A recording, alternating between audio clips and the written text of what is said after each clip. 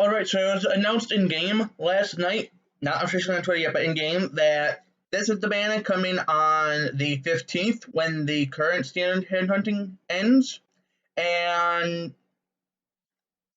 yeah, it's actually kind of good. It's actually really good. Only issue with this one is there's a chance we might be getting a limited banner alongside it, so keep that in mind as we go through this. So looking at 5 stars first, Leslie, Chaincaster. That's all you need to know. Chaincaster. If you like her design, go for her. Otherwise, avoid. Just avoid. Not even looking at the skills. Just avoid. Chaincasters are not good. At least not until Dossless, and even then, they're questionable. So, yeah. I'm honestly not even going to try to pronounce her name.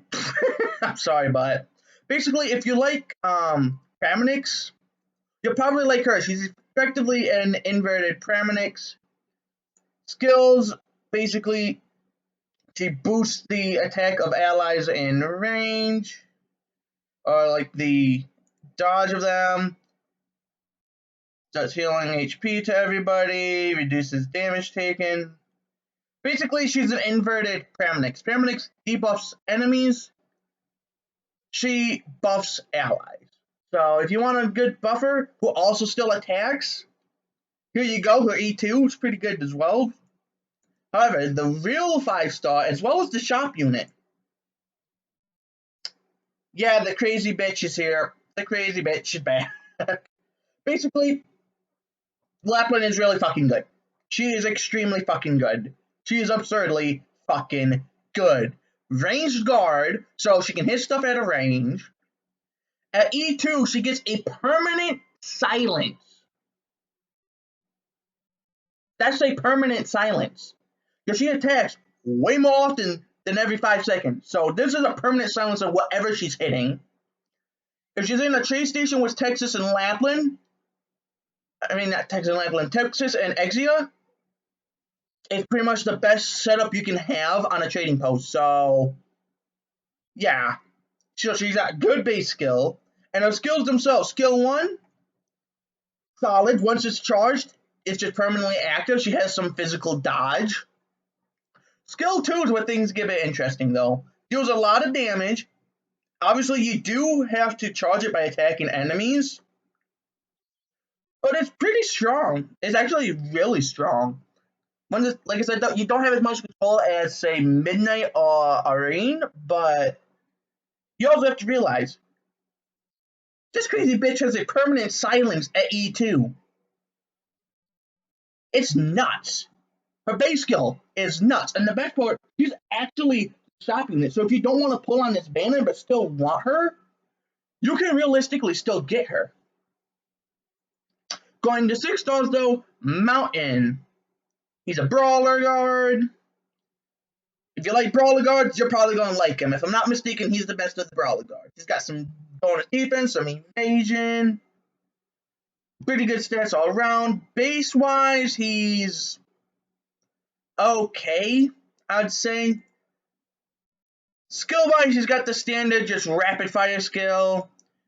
Skill 2 lowers his defense and attack range, but he hits harder and can block more enemies, and gains AoE and heal. Yeah, it basically turns him into a mini AoE guard, so that's cool.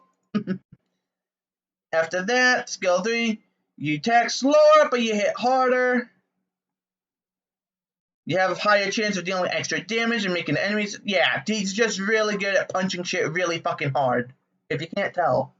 If you like to punch it really fucking hard and want a really good E2 arc, here you go. And he's also potentially getting a skin very soon, so there's also that, but top unit 6 star. One of the most broken fucking characters in the game. Yeah, E2, everyone in his range loses stealth. And this counts when skills are active, by the way. If his skills are up, their range will make enemies lose stealth. His base skill is very fucking good, and it's used in quite a few setups. Skill-wise, skill 1, pretty basic. Every few attacks, he just deals a buttload of damage. Skill 2 turns him into a mini defender. Only 2 block, but his defense goes really high. His HP, he gains HP. I mean, if you need a makeshift defender, here you go. He can actually do pretty well. I've used him in contingency contract, like in skill 2. He can replace a defender if you have enough damage output. Yeah, this skill is an absolute meme. Yeah, it's a fucking nuke. It's a fucking nuke. Anything in that range pretty much is going to be hit. And it's going to be hit fucking hard.